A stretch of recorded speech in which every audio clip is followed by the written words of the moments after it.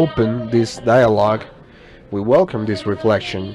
We have abstained during the preparation of this space to call these scenarios panels because we don't want like speeches, a space for unilateral speeches, but we want to have conversations, to exchange, to listen to the other, to react vis-a-vis the remarks of the other. So we will have that space. That's the methodology we have thought for this, for the development of this event. We will have a moderator who will help guide the dialogue of the guests, and one person that will give an initial input, who will trigger an initial input. We want to have a position, words, a feeling, an initial reflection, and based on this, and of course, based on the topic center of the dialogue spaces, to promote dialogue between the participants. With this in mind, I'll open the floor to, and I will entrust the coordination to Gloria Castrillón. She will be the moderator, and Marta Ruiz is the commissioner from the Truth Commission who will trigger that initial input. First, thanking Ambassador Peter Optal for all what he has done and for being with us. Today is his last day of work in Colombia, and he prioritized in his agenda.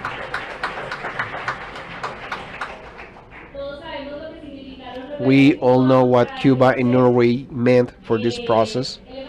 Ambassador of Cuba to Colombia, Optal ambassador, reserved these 2 hours. The Cuban ambassador was not able to reserve to be here.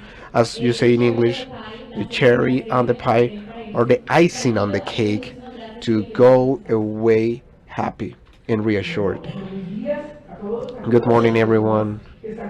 The people connected through the social networks of the Truth Commission. Thank you to the Truth Commission for having me here, and a brief presentation of each one of the people in this session.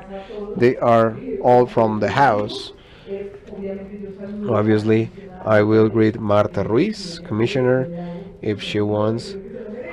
I open the space for her. Remember, she is a colleague. She is a journalist with more than 15-year experience covering armed conflict, and her work has been focused on the analysis of rural development, the dynamic of work, and also the defense of rights to freedom of speech and press freedom. And she promoted dialogue between accountable people in the Caribbean, and she led the recognition responsibility processes, and she was also in the chapter of the historic narrative, which is called You Will Not Kill, and we give a hint for the presentation tomorrow for both for the outlets and the Colombian society, so we'll be pay attention closely to accompany this space. We have Óscar Naranjo, politician, former general of the National Police of Colombia, and plenipotentiary attaché in the process of peace. And in the framework of the peace process, he made an acknowledgement of responsibility. He did it on the September the 2nd, 2021 in Bucaramanga. We remember that dearly, General. That recognition that you did. The name of the event was Armed Conflict in Universities, Generations That Don't Give Up.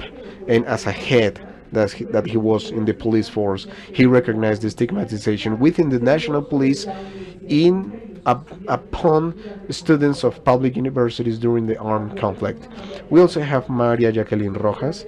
Thank you very much, María Jackeline. She is member of the Workers' Space of Human Rights in the Magdalena Medio region. She was participant of the 4th delegation of victims that traveled to Havana.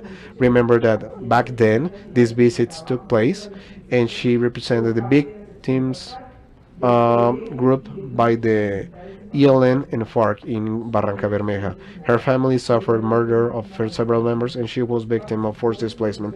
She participated in the work process of the Truth Commission as member of the Solidarity Political Solidarity Support.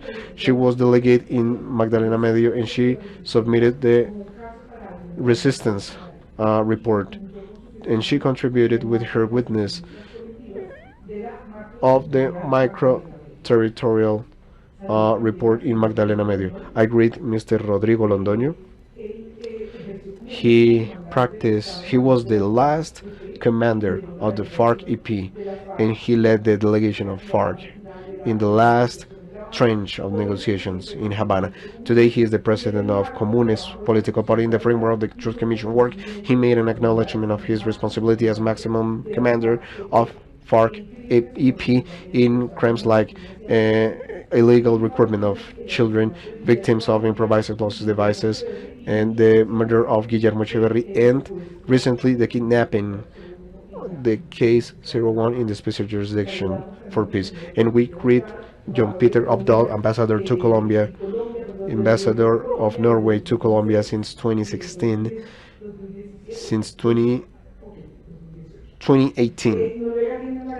Norway has a large trajectory. We know, well, all of us here know it, in the conflict resolution processes, and several of their diplomatics and politicians have a vast knowledge of the case of Colombia. Norway was a guarantor in the negotiation of Havana and has been committed to the implementation of the agreement, has been an international partner, as mentioned by Father earlier.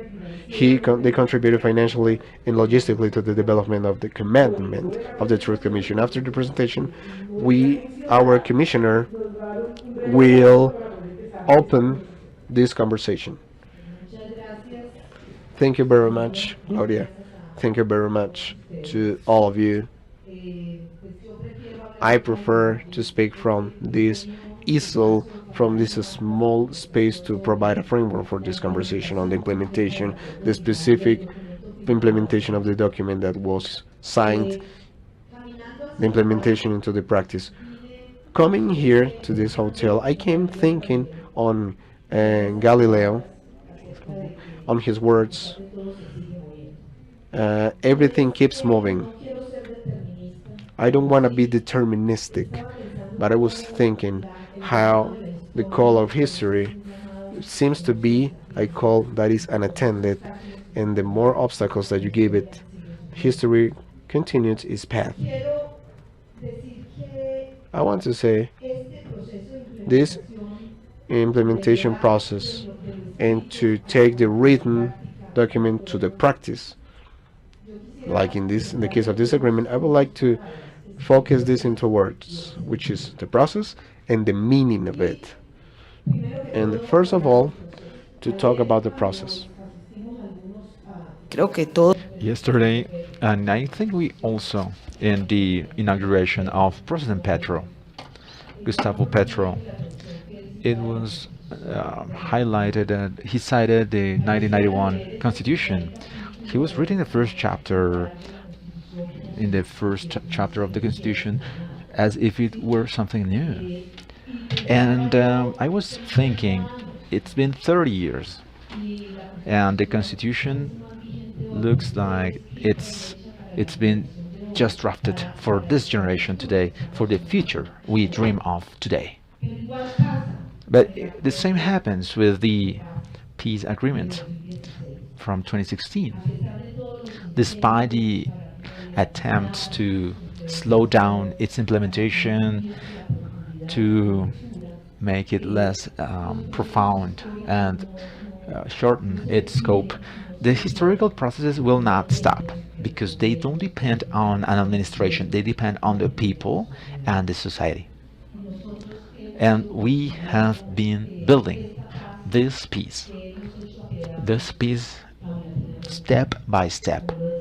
As Gloria mentioned, I was in charge of the historical section. I'm not a historian per se, and we're not in the commission. However, it was a revelation for me to see how the process of building peace in Colombia has been progressive. This is not an epiphany from November 24th, from 2016, 24th, 2016, but this is something built step by step and has been entering society progressively. From the National Front, we have had good and bad times, but we continue to work, move forward. In the times of lack of hope, we know that peace is possible because there are forces that struggle to support it. And there is an agreement, a gathering of historical moments.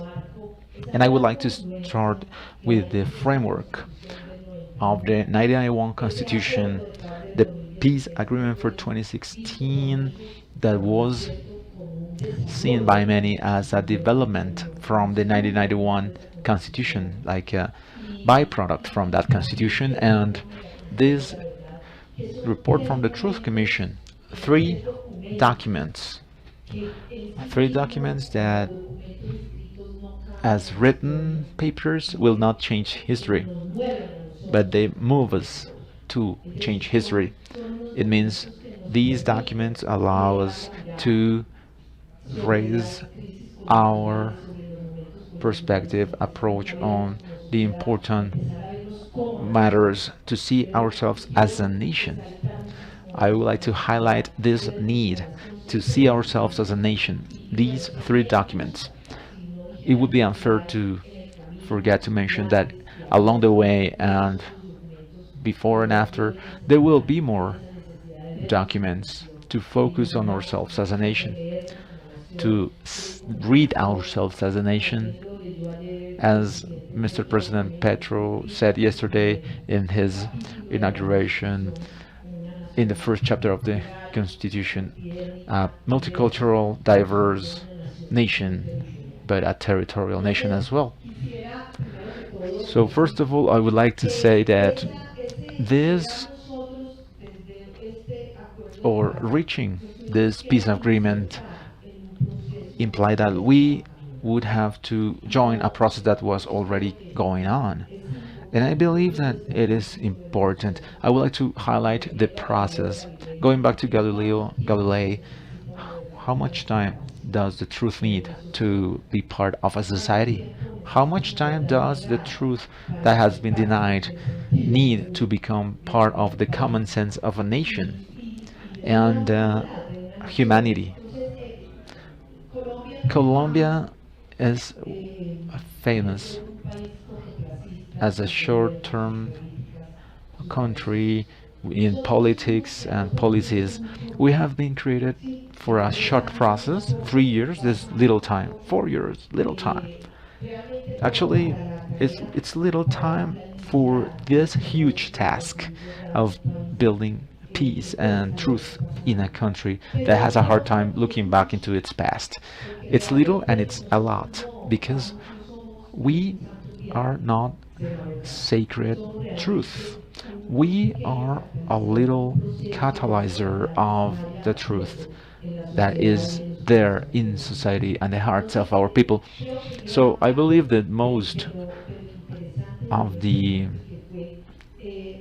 paramount matters for this commission is that the process is a gathering of experiences, and we managed to base ourselves on those experiences, read them, use them, and also a constant awareness that we are part of a process. We even have something beautiful here, the fact that we are ending, coming to an end. I love it.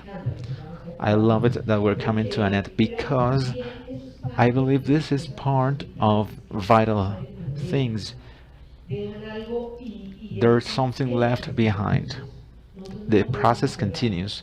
We cannot hold on to the institution as a sacred or holy grail. We need to keep working, keep working on new ways to keep this alive. This process was alive and it must remain alive. It has demonstrated that it will continue. I think this was a difficult process. I want to share with you that it was difficult. Some people have referred to it. The difficulty of context, of course. And I remember, and I would like to say that reading the Constitution from 1991, this agreement and this report, I remember that when the 1991 constitution was drafted, some voices were saying this was for a country such as Denmark, not for Cundinamarca. So it means the constitution was for angels.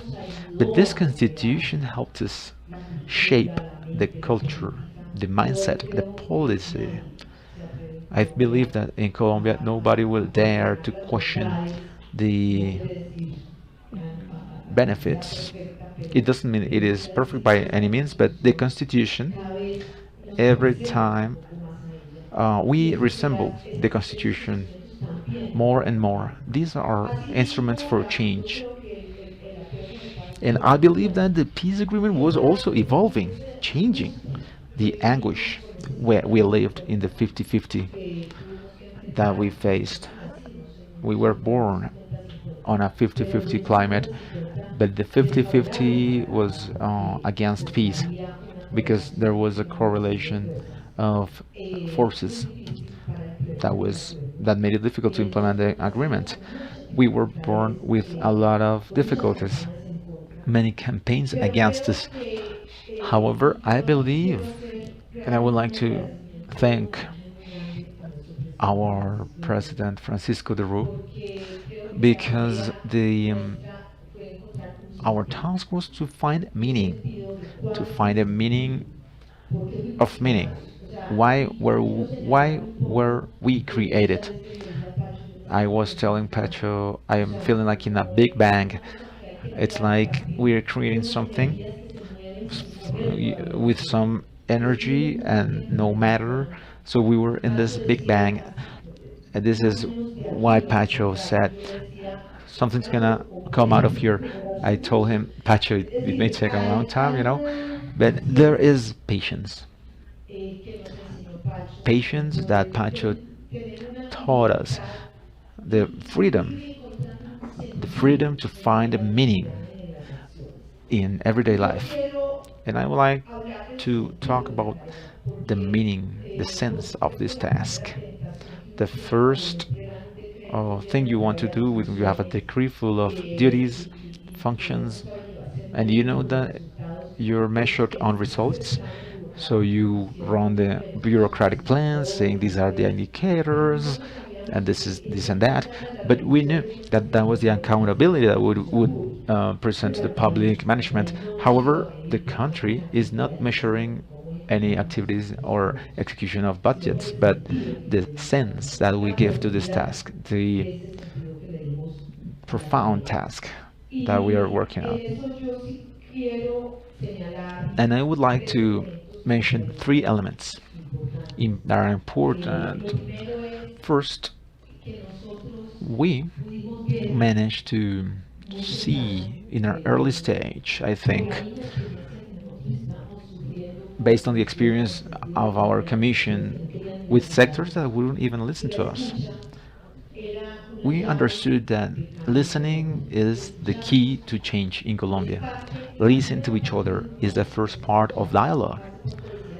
I was saying last week at the Camilo Torres Theater in Antioquia University, I was saying that we are educated in a generation of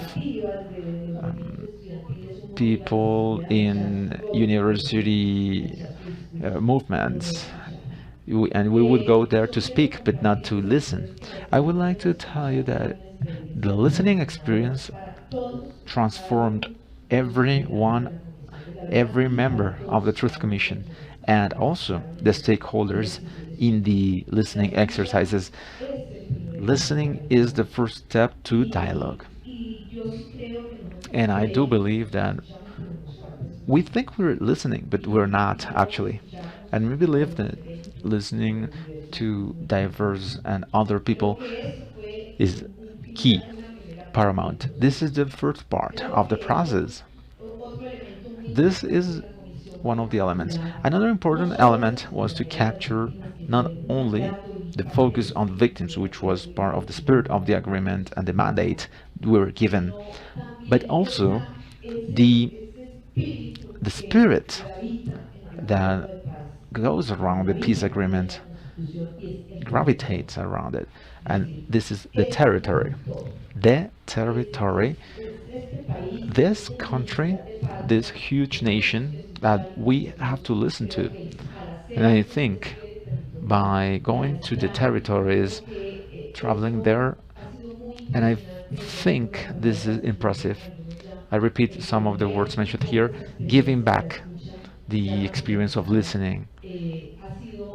When it becomes true, it's so impressive because we have the feeling that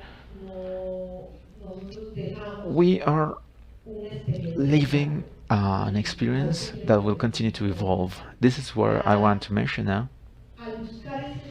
By looking for the sense of our task and the listening activities, the meaning was not coming out with a document or report, which is still very valuable, but the most important report is the seeds that we planted in the territories, in the sectors, among victims, among victimizers, and the entire institutions, and the dialogue that we have built. There is a report that is an intangible. There is a legacy that is intangible. Same as the 1981 Constitution, the peace agreement from 2016, it becomes tangible because it provides sense to the struggle and the building of a nation, of this country. I think we are right now in a moment of hope. We're seeing how reality is changing before our eyes. We have seen how the 50-50 has been disappearing, and we are growing in the will for peace, so to speak. The truth became, it wasn't, the truth became a value of democracy. We could witness how seeing the past and the present not from an approach of retaliation or vengeance, but from a reflection and learning approach, and having the future as a horizon, reconciliation as a future horizon. It's all that we believe is part of this legacy. Whether it is written or not, it should be written in our hearts, the hearts of our people, our communities. And we believe that it is written, or it is beginning to be written. And I also want to send a message. We told President Mr. Gustavo Petro, we feel, myself particularly, the process of truth is magnificent, and I feel that we have fulfilled, but the truth process is still in an early stage. What we did was a first step, a first block in this building of listening. The difficult world of the lies and the fog of war. We are here to attempt to navigate through this fog, and it is still there. So the truth process has to continue with or without the commission. President Petro and its cabinet, they have to see which institution from the state will resume this task. We have the international cooperation, the international community, the ally and partner organizations, but we need that this task continues in the long term. And this time, as we recommended before, peace should be a national project. Truth should be a national project, project for future generations. This is just the beginning. Thank you very much.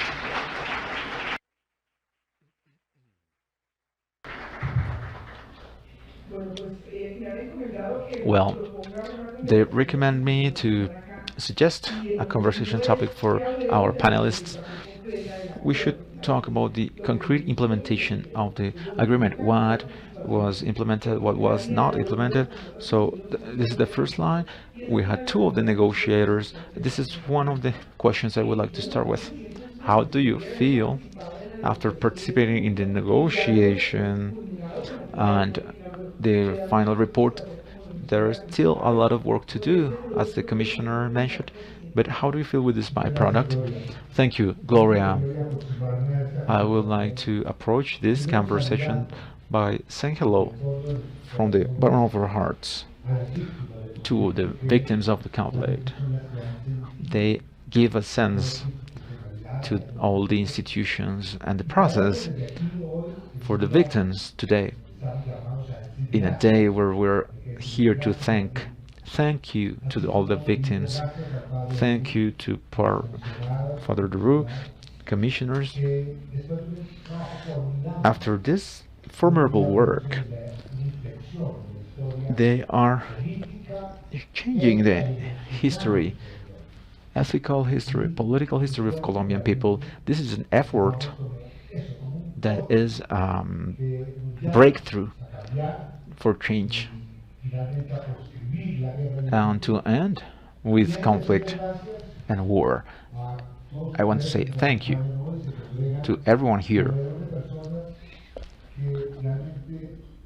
with people who have helped us so much. We owe you, Mr. John from Norway. You are participants, witnesses, facilitators, warrantors of negotiation of peace since the Cuba agreement. You have been an ambassador since 2016. Yes, they're right. You have been around 10 years with us. Thank you to Rodrigo Londoño, who in the past was an enemy, adversary, and we chased each other. We were in a cruel war. I would like to thank you because you were brave enough to bring an organization as FARC EP to a process that ended in a peace agreement. Thank you, as Father Reru mentioned, because despite this huge cost for the organization, after signing peace, it took the life of more than 300 women and men who left their arms, their weapons. We are committed to help them. And the spiritual commitment and decision of the former FARC, which now are not only a political party but communities of reincorporated people. We need to keep that loyalty to Colombians. This is a commitment based on humility. To answer the concrete questions, in Havana it looked impossible. When we sat down for the first time, the state and an armed organization for 45 years, and we could actually recognize and agree, especially now the members of FARC are humble, are also expressing their regret for that war and those crimes, those terrible crimes. And that's why I want to say thank you.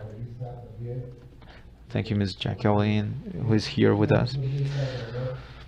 This is a lesson for the protection of human rights and the most vulnerable. But going to the concrete question, Gloria, not to give a speech here, I would say the following. The agreement that ended the conflict with FARC is not based on parameters, traditional parameters and paradigms that were looking for stopping the world, leaving the weapons and demobilizing combatants. This agreement goes beyond the ceasefire, definitive ceasefire. This agreement, inspired on the guidelines from former President Santos, is ambitious to find the root cause of the conflict, the basis for non-repetition. This is a vision that originated the institution that we know as the comprehensive system. justice, reparation, non-repetition. This is how the institution starts, the Truth Commission. To be totally honest and assuming this as on a personal perspective, when we talk about the Truth Commission, in that negotiation with FARC, we were not aware back then of the importance and transcendence of the meaning of the commission. Not only looking for the truth, but changing along with the truth the future of the nation and the future of the personal existence. I imagine a commission as those that we used to know before, with some revealing reports.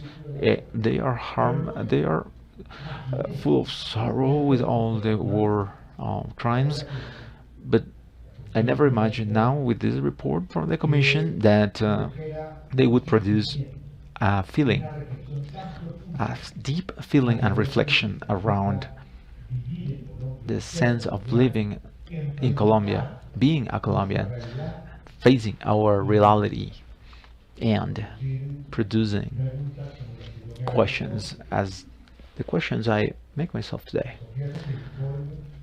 I must confess that the report made me consider something I never considered before. Since I was 18 years old, I was part of the public forces. I was a general of the police, and the reflection I had was, why did I never think about stopping war but winning war?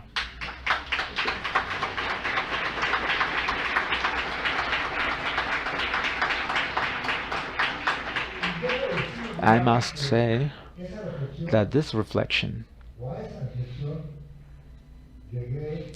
I reached this reflection together with Mr. Former President Santos.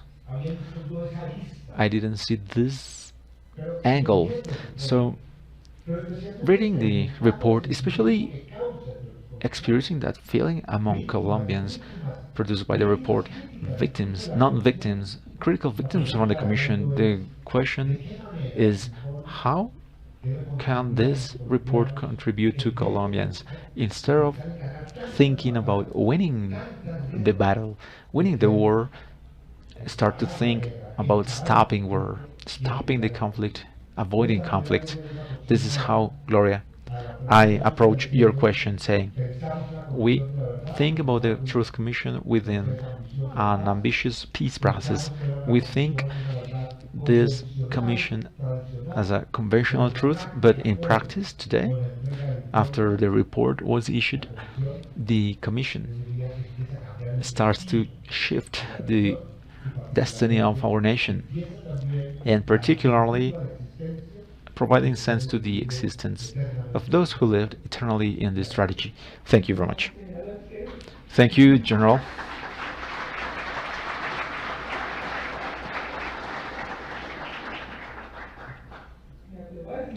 I dare to say that after the recognition from you to the Truth Commission and recognizing the stigmatization of students, this sentence you just pronounced, I think is very powerful on the meaning for Colombia to stop war. Thank you so much for your reflection. I hope it resonates everywhere. Well, we continue with our guests, and María Jackeline, I would like to ask you something. Going back in time in the delegations you were part of the delegations of victims, you met these gentlemen, you were a victim from them and others. How do you see everything that happened after seeing them there? How do you feel personally facing these people and going to stand up for so many things the victims were fighting for? And after going to the commission, giving your contribution and seeing the final result, well, thank you very much. I feel honored and humbled. My name, as they said, my name is María Jackeline Rojas Castaneda. I'm a human rights defender for over 25 years, since I was little. because of the fathers, the church. I started since I was little in Barranca Bermeja. I started feeling like this call for the reivindication of rights, our rights as people, women, men, young people. Being born in Barranca Bermeja is also a pride for me. After 25 years, reaching the agreement, one day I felt, wow, in Barranca Bermeja we have a huge responsibility. The country would say, you are the benchmark. I don't want to be egocentric here at all, but we did set the benchmark for reivindication of rights, women and men in the territory. This is the responsibility I grew with since I was little. I was part of a strong organization in Magdalena Medio region in which I found myself in the church with the fathers, with the priests, the reivindication of the voice of men and women, the organization of women, popular women organization, which I thank. Thank you so much for making me what I am today. I owe them all of this. I've been with them over 20 years in the Magdalena Medio region, Barranca Bermejo, right, Pacho? On horse through the river, walking on this region, Magdalena Medio. So we think, as the general mentioned, the group before us, thank you to the women and men in the territories who believe in life, who believe in love and happiness. Thank you to the commissioners, the commission, over 3,000 men and women who said or who were part of the commission, who together with us came back to the territory. We were equals, not the justices, not the commissioners. We were brothers and sisters, walking together in the journey for truth as a fundamental element. When I was reading the document, the balance of the agreement I was part of in Cuba. In my case, I am a victim of the conflict, a victim where all the armed stakeholders, our armed actors, killed life. It's not easy, but as the phoenix, we come out of the ashes again. But you cannot do it on your own, and you were there with us, together with us. In the fourth delegation, the challenge was finding the members of one of the most or the oldest guerrillas, the FARC guerrilla, and they were the material authorities, as I told them before. They killed my father. And this was acknowledged, but I also told the government, national government, you placed a civilian amidst city under siege, Barranca Bermeja, a civilian to provide services to the military through a state company, Ecopetrol. That's how my father became a target. So, international law violation. Walking to Havana was not easy for me. For my family it was terrible. Are you crazy? What are you doing there with those guys who killed half of our family? So it was a healing experience. It was healing for us. I told the priest, I said, I have no more pain in my back. I can now continue to build in the territory. It meant that I told them, the lords of war, and I celebrate what Mr. Naranjo, Óscar Naranjo, just said, I think it's surprising that a military from this rank or a former military would say that because he was always looking for winning a war, but he actually had to stop the war. I think this is how we build peace. This is how we build it. Going, coming back from Havana, finding this instrument, and they say the agreement is fulfilled. I believe that if we see the general balance, running the numbers, we reach a 30, 40%, being optimistic, okay? But going beyond the numbers, how do we give life to the agreement? Men and women, keep it alive. We continue to work hard. I'm a teacher myself. That's my occupation, and as a teacher and a woman, and the symbols in that we learned about in the organization. That's why I came here to this board.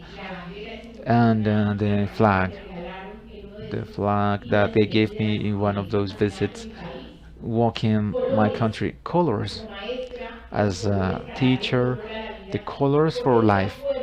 Because the agreement, which is harmed, the we have harmed the agreement, and we have tried to put some band-aids on this agreement. As the president said yesterday, we will follow to the letter the recommendations of the Commission. And this is holding to this peace agreement and its implementation. Point 5, the victims chapter. This is what we're working for. As a teacher, I'm showing the colors, the life, the new generation. I'm explaining why the t-shirt, why the flag of the Commission. We had to take this endeavor and the walk of peace, the great peace. I was thinking about the old women and old men. We need to reach that great peace. And this, I remember, many of you remember this um, accessory. It was given to me in Cartagena 2016.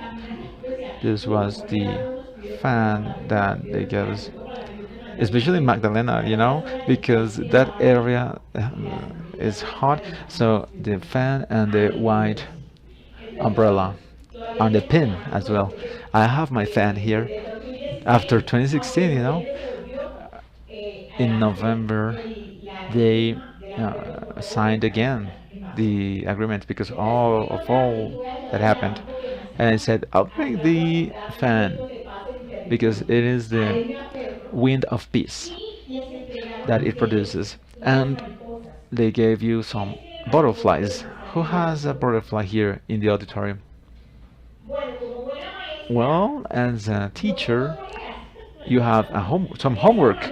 So this butterfly is the covenant we're signing. I didn't have enough for everyone. So I would like to thank the Commission and the international community. I want to tell you with a concrete example what it means to have international support for the victims. And I would like to tell you a story of my life when the paramilitary targeted me as a military target. And they said in one of the statements in the recognition that woman couldn't be touched because he was with the international guys day and night. Yes, Carlos, raise your hand. Those international guys in the territory, in Barranca, especially for me, PBI, but there were many organizations of men and women who were walking with us as human shields for the victims ourselves. Thank you, Carlos, for walking with us, for being in the Commission, because you saved lives. I was not killed because I was the international friends. Thank you so much. because this is a huge contribution. You, as friends and brothers and sisters from the international community, this is what you're doing, saving lives in the territory. Maybe you had the opportunity to walk through Colombia, but in your countries, you have seen what it means to build peace in Colombia, and you have made the effort to believe in us, in ourselves. You are convinced that in Colombia we need peace. To close this statement, talking about healing, the butterfly, those of you who have the butterfly, before we close, please write one word. Please write on the yellow butterfly. It's mostly yellow from Macondo, the magic of Colombian people. Please write a word that you will be committed to in the covenant. So I have the fan here as a teacher, you have maybe a pen to write that word on the butterfly, and I have the tape here. And please stick them to this t-shirt. Thank you so much.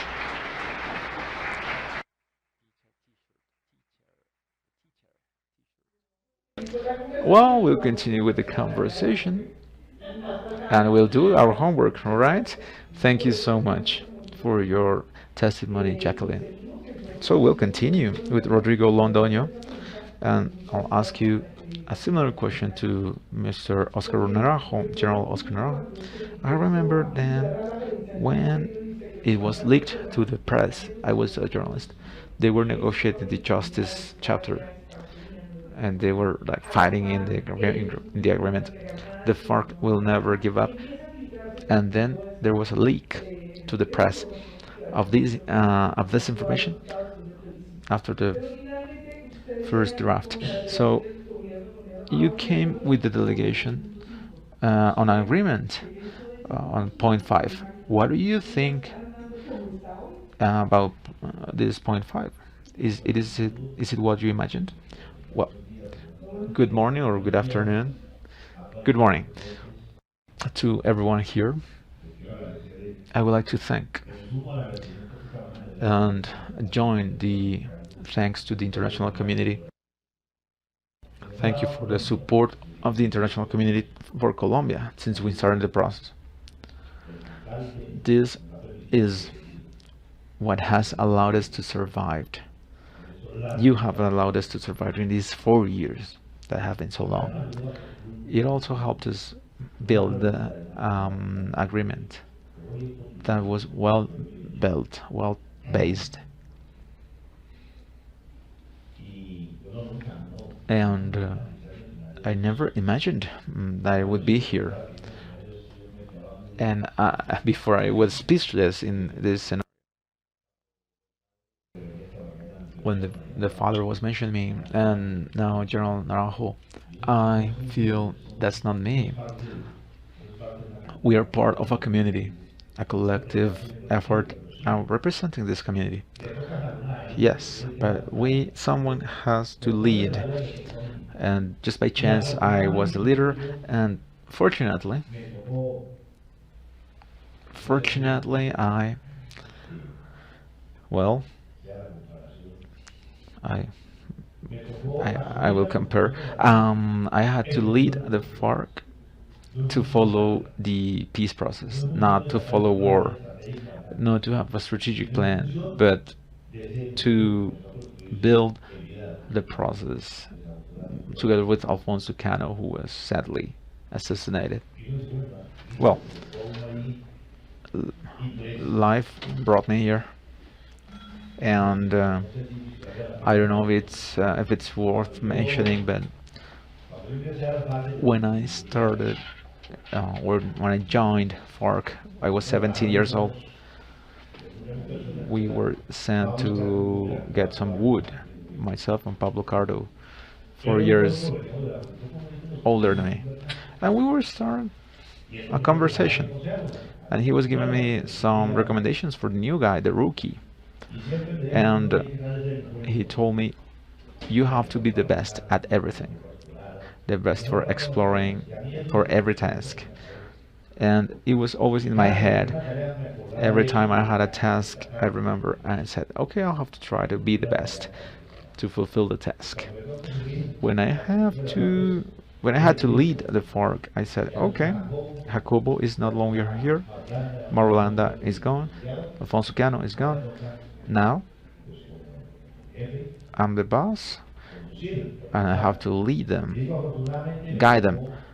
And I say, fortunately, I was fortunate enough to bring the organization to the peace process. But listen, before talking about the topic, I would like to start talking about the emotion I feel from yesterday. I had never reflected on this. Many people was asking me, were you afraid? No. Let's go, move ahead. These were very difficult 4 years since the beginning of the process when it was implemented the first time, and people went back to the service finding nothing. And then when they reached the areas, it was a totally empty land, and with temperatures over 30 degrees in Catatumbo area. People in those country areas, people with carrying their children in their arms, and they said, hey, they didn't even fulfill this. So we were trying to boost the morale, but within we were saying, did we screw up? Did we make a mistake? Did well, is this the same story as Guadalupe Salcedo? Is this the same story as Pizarro?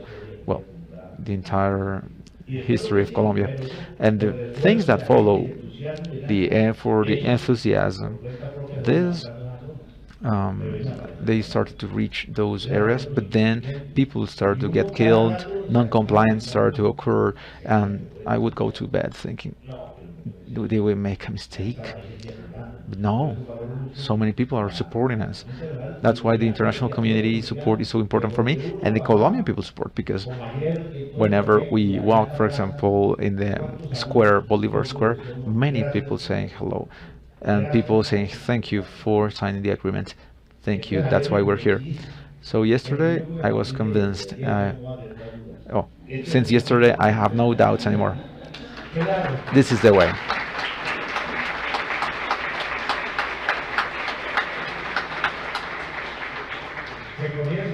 Okay, we start a human work, the presidency of Petro, and what I tell everyone, we have to support him. Even if he makes a mistake, we have to be there with him so that we can make it. We have the experience of 70 years of socialism without shooting one bullet. This project may come to ruin if we don't do it well, and it's a responsibility of all of us. Okay, now going to the topic. This is one of the largest topics in Havana. Unfortunately, I was coming and going, and that back in the time, I would go to Havana, go to the dialogues, and go back to Colombia. I didn't have the chance to go and see the victims in Havana, but I did meet, or I did see the comments from our comrades who participated in the meetings that had a huge impact. They were one of the elements that, despite not being directly there, had an impact on the decision that we could not continue with the conflict. In this discussion that was really long, like it was like an endless thread. When there was a crisis, the president would tell me to talk to his brother. I was in Cuba and I said, okay. It was to talk about the topic. It was a complex situation. It was this Cauca killing of the soldiers back then. And they said, he came with the proposal. He said, we have to move out of this vicious circle. Let's start a commission of 6 people, 3 by you, 3 by the government, and bring proposals to the table. I said, let's do it. One condition. no banning names, because I knew who would be a good guy for that. And he made a call and said, okay, no banning. Okay, so this is how we created this commission. And in less than 3 weeks, we brought a proposal to the table with the comprehensive restoration system. What were they saying at the table? Impunity. No, we were saying, okay, you say who's going to take responsibility for all that happened. Okay, there is an 8-year background, and we can count how many years we've been here. And we said no. We're not going to exchange impunity. The conflict is not only on one side. There are two sides to the conflict: the state and the insurgency. So we all participated in the conflict. This was difficult and complex, other, more complex than other processes with amnesty, because we had the International Court and the Rome Statute. So we needed an exit or a solution within the framework of the state of law. So we had to learn about this discussion. We were reflecting, these are tools from the enemy. They're gonna screw us up, but we would never sit down to study those Red Cross documents that were given out in the regions, international humanitarian law. And when we were saying humanizing war, I would say, no, let's end war. So, as a self-criticism, we should have thought about it. Because of all of this we are seeing now, this is how the system is built. It is made up by the GEP, the Truth Commission, because the victims are at the center of the agreement. And second, the backbone of the system had to be the truth. And that's what we defended. That's what happened. The thing is that, I don't know, with General Naranjo, we might have a certain difference. Not with me. The truth of the conflict, those that you know, that I knew, that must be discovered, uncovered. And that's the way we defend it. The things that you do not believe is that there were so many things from our side, all that barbarism and crimes, different to the ideals that we had in the FARC. It has an impact on us. That encounter of victims in Havana was so important for us because it showed us, it made us naked before the eyes of the world. In the hearings in the Special Jurisdiction for Peace, not the image that we thought that we had, but the real image that we had throughout the development of the conflict, the way that that conflict had degraded everyone, and we were not aware of that degradation. We were talking before with some of my colleagues. We never sat along with Pastor, with Carlos Antonio, with Ricardo to say, let's go, let's join the process. No, it was a dynamic process. The FARC always worked to reach a peace process in the political space, and we worked on that, and the dynamic showed us what to do. And all the things that we were learning, that we were seeing throughout the process, the role that we were playing, that led us there. Enrique Santiago spent 2 days with me.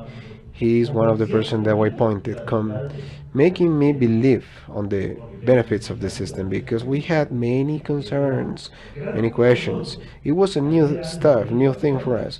We should give them the merit to them building this process. I know they talked to many representatives of victims, doing queries, looking for new ideas. And then we have the plebiscite, and things change, of which, for example, in HEP or GEP convinced me that 10% of magistrates were foreign magistrates, or could be foreign magistrates. And Enrique Santiago showed me that it gave me the guarantee of partiality because Colombian magistrates, and we have lived it and we have felt it, they were immersed in the conflict. They had influence, swayed one way or the other by the information, the matrix, the media stream at the moment. Those were some of the concerns that we had at the moment, but we continued anyways. The practice is showing that it was a right decision. All the the practice now of the Truth Commission, this practice of the Truth Commission, I understood it that way because there were many fears, many dreads of our people, and you receive those fears also. And you start to question, will the commission produce a correct report or just the theory of the two demons and you are the main demon? I believe that more than one was, what would be the word? Impressed. I was astounded on the intervention of Father yesterday. It was clear. For sure, in the report, you will find many things that you can question, you can criticize. There could be shallow analysis, but I see here the paramount, the principle is the conclusions. And that's, fortunately, the key point. History led us to receive those recommendations by a man who commits to put them into practice, to implement them. That gives us the certainty that this was not the wrong path. It's been tough. This is part of the process. It's tough, and personally, it's been tough to face. For example, the 34 youngsters murdered in Catatumbo region. And it was from our people and against the ideals of FARC. Now, this process has helped me. I don't have a religious belief. I had a political belief. That was a belief also, a creed. But I have followed the steps of Pope Francis. And now this visit to Canada, after the visit of Canada to acknowledge the crimes of Catholics, horrible, tremendous crimes, and the bravery, the way he does it. For me, this is an example for me, because sometimes I said, how can I acknowledge that? How am I going to assume that? And all the FARC, all the things that FARC are yet to recognize. Personally, in my principles, based on my principles, I would never allow one of those things to happen, of those crimes to happen. And if I knew, I would punish it. And yeah, we were participants of kidnapping policy, but there were criteria for kidnapping, which didn't justify it, because with that criteria, you start to justify to question it, how you affect human dignity, and all the things that we have acknowledged in that regard. But sometimes I didn't know who to kidnap with the criteria that we had to use. Once we work in one operation who met the criteria. Unfortunately, the boss in front of it, he defected. And 2 months later, he was kidnapped by another group. I believe that this is. There were many fears.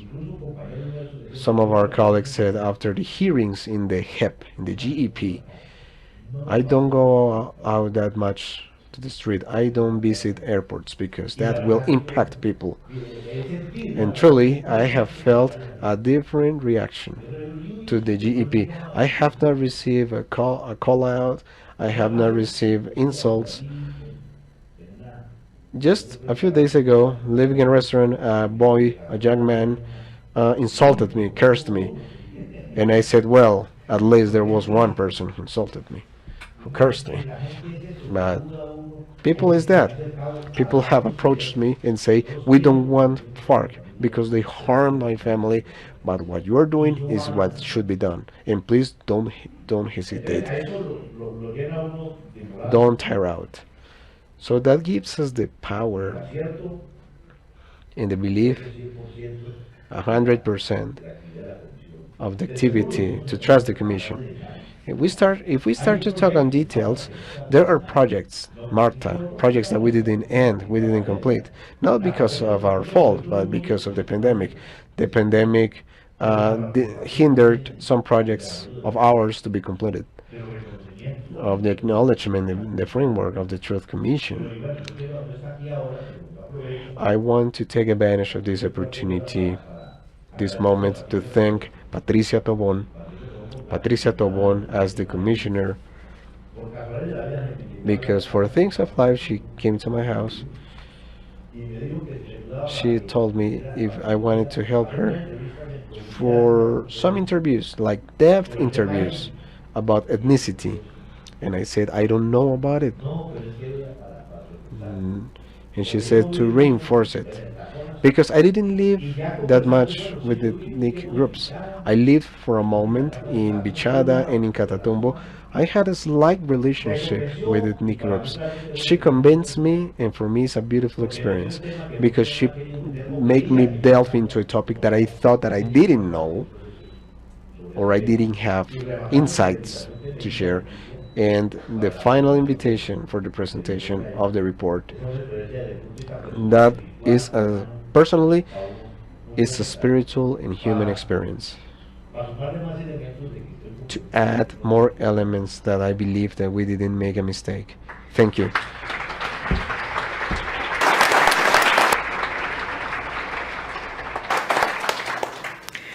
Bueno, Thank you very much for your presentation. We acknowledge that you are short of time and you have more commitments, but I think it's very important to ask you. You lived somehow the negotiations in Havana. You were not there physically, but you were able to know to meet the delegation. You facilitated several spaces for the delegations to meet and talk.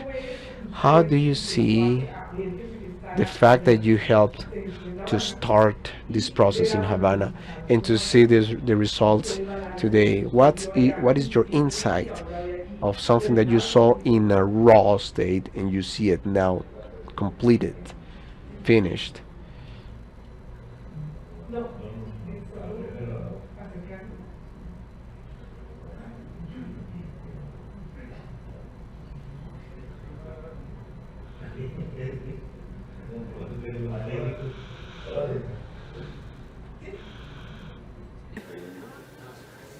Creo que vamos a esperar que viene un profesional.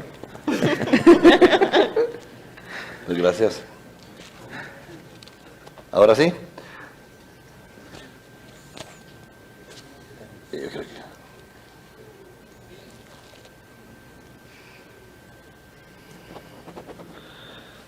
Muy bien. Muchísimas gracias por la invitación. Thank you very much for the invitation. Good morning, everyone. I want to touch bases on that question. I want to find a way out because I have this international voice. I see that there are several colleagues from international organizations, United Nations, ambassadors, and I believe that we have a common ground here, all of us here on the stage, that we were in Havana. We were there, but I want to mention one or two people. My second hand, Ambassador Dag Neguda, who was the second in Havana, who was on the table, who was there when you were believing in this architecture of the Truth Commission, of GEP and the Unit of Search of Missing Persons. Obviously, few points on the responsibility, maybe, to start off, our responsibility as international community. And in the coming years, our responsibility is to remind you, the Colombian people, the achievements There is a lack of understanding in big groups in this country. Don't understand that those years in Havana, you created something, you created an architecture that the world has never seen before in a peace process. And you need to understand that topic better. The international community, all those here that have been working for the implementation, successful implementation, we should remind you that you should feel proud to show the world. I believe, as Gloria said a few days ago, this is an export and a product of export to explain to your to the world leaders, because you will have this opportunity. This is an issue that touches any leader when you will meet with new ministers, new Colombian president in the different trips.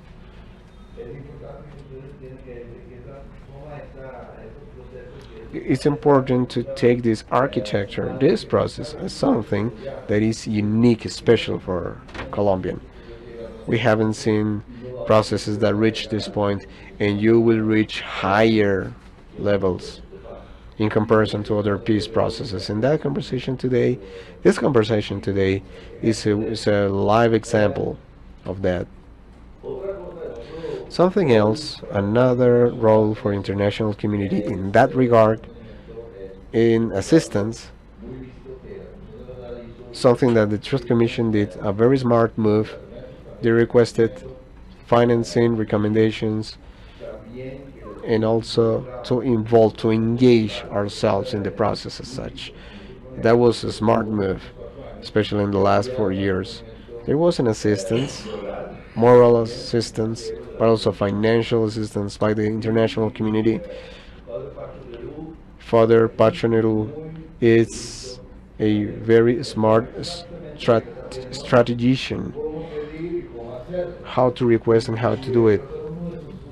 And I am one of his victims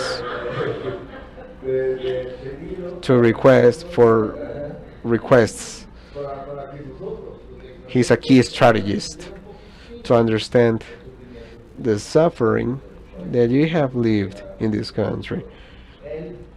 But he invited me and other colleagues, many other colleagues, to participate in events in the beginning of my work season here in Colombia, to play a role in this process with the victims. I had to be to Cartagena in the theater, and my task there was to read a letter from a victim, sexual violence victim. This person had written this letter, and it was very difficult. And there on the stage, you should read and to impersonate this victim. This is a task I made me grow up a lot.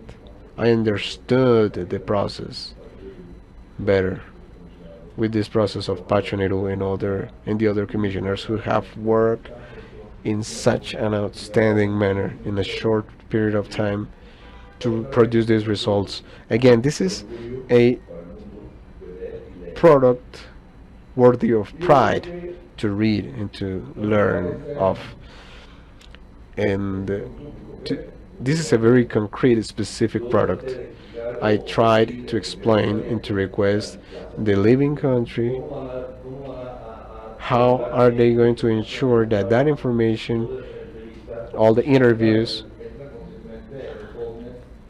be disseminated to the new generation and the young people, because we have this word, non-repetition. How are we going to ensure that these two words are worthy, are valuable? I was lucky enough to talk to the new Minister of Education, Minister Alejandro Gaviria, and he is working on that. And that for me was a very, very good news. Now we can take all this work and to pull off a process nationwide so that all the Colombian generations understand this better. Now, again, in our role in Havana, we were in the first line was Lina, who was there, and you guys, Óscar, Rodrigo, all of you facing, negotiating, and trying to decide how are we going to build an architecture that the world has never seen before. That was brave, that was courageous to jump, to leap to the pool, not knowing how to swim, talking about those difficult issues. And there were not previous examples, references. So we must, and this idea to visit the victims, that was exciting. And I will wrap up with an example. The task of Norway, these countries that have contributed to the work of the Commission. We still have the multilateral fund of the United Nations.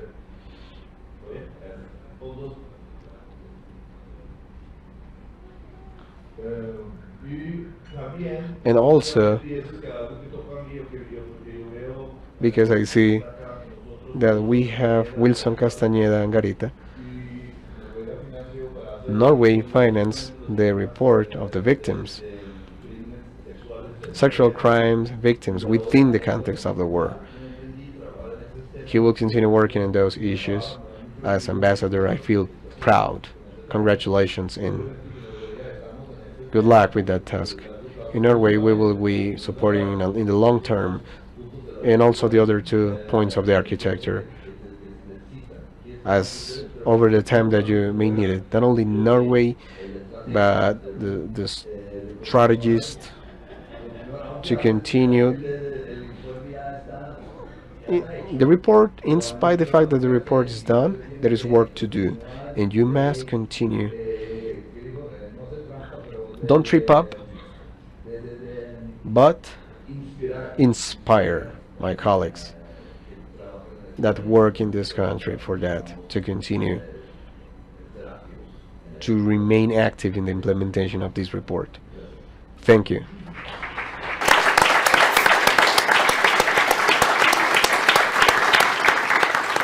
Y no se puede ir la comisionada sin... And the commissioner cannot live without answering a question. What added value to that standard that was created, to the agreements in Havana, was added to the 11 people, by the 11 people, the 13 people who were part of the Truth Commission? What was that added value by these people? I think we have several added values or pieces of added value. As an anecdote, I want to say that when victims and the commission points were created in Havana, I know it firsthand that many people from the negotiating team had in mind the South African Commission, a commission full of catharsis, a commission that was able to produce a collective catharsis. And at the beginning of the commission, there were many claims. Where is the catharsis? Where are the events where we will cry and we will see the victims and meet the victims and the perpetrators and the encounters? And yeah, you conclude in South Africa there was a transitory process from a regime to the other. There was an implosion moment of the structure, so to speak, of that apartheid regime. There were many differences. I reiterate that we had to find, given the conditions at the moment, and now that the ambassador speaks about the strategy, we had to think what are our goals and what's the context in which we must develop that task. Primarily trying to read the context, interpret the context. And now, talking about the process, understanding what a process is. I want to highlight this because state institutions, and now that we have the first day of government for many people who has never been in a government, and for us to understand that processes are difficult to measure, We had to start processes that we didn't know if they would be successful or have the success that we expect they would have.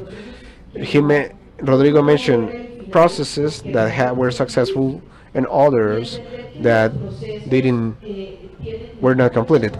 And processes require patience, methods, because they are human processes made with human beings. These are not processes that we can handle with where we can handle all the variables.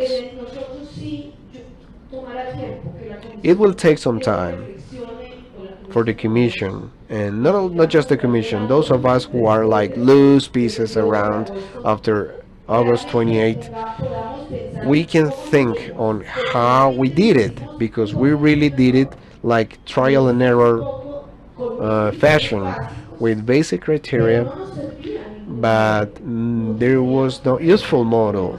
We had to resolve the specific problems, emerging of specific problems, and I want to highlight the importance that accountability recognition processes have had. If I am asked, I believe that the the cure for skepticism, for anger, the fact to acknowledge responsibility, not a humiliation, the balm to acknowledge in the dignification of victims, that acknowledgement of the truth, of responsibility, for me, has been the process that we must, even in the case of South Africa, which were recognitions that took place in a semi-judicial framework. I believe that we began this process in amid difficult moments with struggle. Victims had to give steps. When I said we saw reality changing before our eyes, is because we saw, and I want to quote a word from Pacho, which I think is important when Pacho talks about change of conscience. When he talks about change of conscience, I believe that all of us that lived the process had a change of conscience. Our teams have tried to make a reflection of their experience, and they have understood that every human being that went through the experience was transformed. I grew up in a generation of the great epics of social change. We thought that revolution was like a Hollywood movie where you are in the Bolivar Square. No, we were taught the small revolutions, which is feeling with small revolutions a country from the small aspects, from a daily basis. I think that Castrillón lost his bag. On a daily basis, if changes don't touch lives, don't touch our daily living, these changes are not sustainable. I want to say for us, the big lesson learned, the added value that you point out, is that we do not need a huge, epic milestone. We just need small gestures, small intentions, like a butterfly. There are small things that seem small but create a big transformation. So we must address the small things. Sometimes people find out in the regions that just to be heard, to be understood, means a lot. Just to listen to the people. We must, now that we have those big revolutions, those are not really big revolutions. Now that Rodrigo talks about the government of President Petro and that we should not forsake him, Petro is not a messiah. He cannot change such complex reality if we do not contribute to change. It doesn't depend on one man, it depends on everybody. That's what we were able to touch, just to barely touch it. Before we finish this session, 2 minutes, very briefly. As for the call, truth and non-repetition legacy for Colombia and for transitional justice in the world. Two brief comments. The truth, as truth, will be controversial, always. What's my invitation? That I deem it's necessary to gather everybody. We don't want truth to turn into an adversary. One thing is to dispute truth, as Rodrigo said. He went there, he listened to different perspectives and feelings around the truth. But let's walk from the controversial truth to an adversary truth. With different visions of the world, want to impose a truth to the other party and to be permanently against an adversary for the truth. That's harmful. And I believe, Father, you who are a peace builder, but especially someone who has created reconciliation among us, that the report in this process that continues has as a beacon the need always, and a lingering need to go in that direction, to reach reconciliation. Something that I miss a lot today when we talk about the implementation of peace is that approaches are, if you will, indicative, based on results, statistics, on how much have we covered or not. But truly, truth be told, the mechanical compliance does not change reality. What actually changes reality to comply with the agreement is that all the things we do to implement the agreement will approach us to the reality that has been so difficult to grasp. We haven't reconciled the urban world with the rural world, to reconcile institutions with each other. There is a deficit after 6 years of the peace agreement that I want to highlight. I will say something that creates frustration in me. When we talked to the FARC members in FARC in Havana, one of the core aspects was the need to create a political agreement from the periphery to the core, to the center, so that Colombians abandon weapons and violence. 6 years have passed, and the political management, the intellectual management, the entrepreneurship, the citizens, we have been unable to implement that agreement. What are we waiting for? For a national political agreement from the territories reaches the central level as a source of reconciliation between ourselves. That is one of the biggest frustrations I hope we can overcome with this air given by the report of the Truth Commission. And this oxygen that we receive, this will not be a shame, a peace based on shame. This will be a transforming peace. I want to thank the international community, the commissioners, the victims, and all of you who have been patient in this long morning to listen to us. Our commitment with the Truth Commission and the report of the truth is to seek reconciliation in an ongoing fashion. Thank you very much.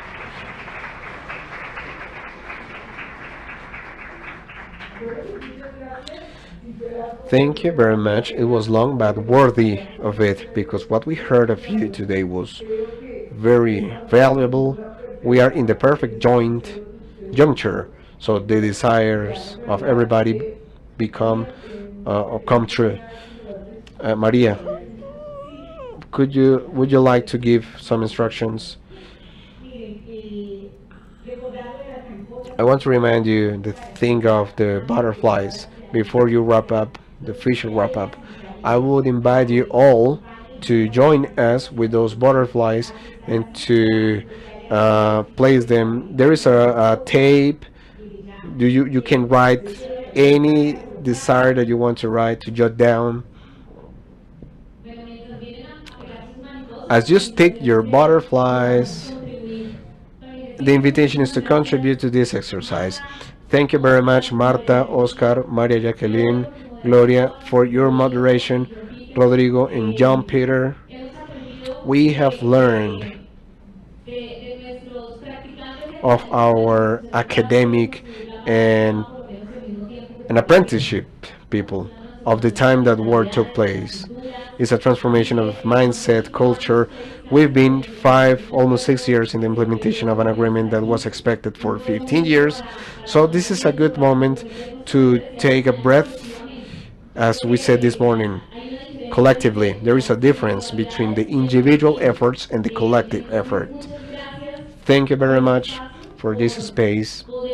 Thank you for learning from each other, that in spite the fact that the context, the willingness has changed, of this that we have learned remains intact, and this will help us to move forward.